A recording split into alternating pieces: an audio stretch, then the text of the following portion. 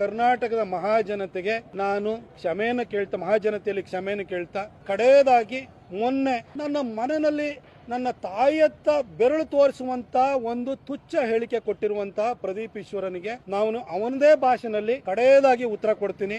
ದಯವಿಟ್ಟು ಕರ್ನಾಟಕದ ಮಹಾಜನತೆ ನನ್ನನ್ನು ಇದೊಂದು ಸಾರಿ ಕ್ಷಮಿಸಬೇಕು.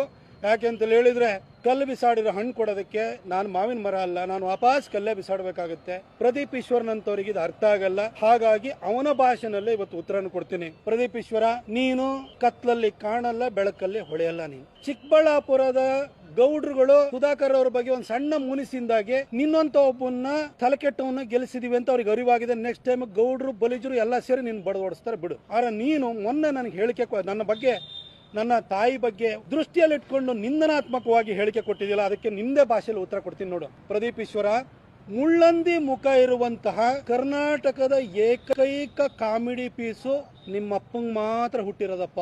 ಇನ್ಯಾರು ವಾರಸದಾರ ಅದಕ್ಕೆ ಬರಲ್ಲ, ಆಸ್ತಿ ಕೇಳಕ್ ಬರಲ್ಲ.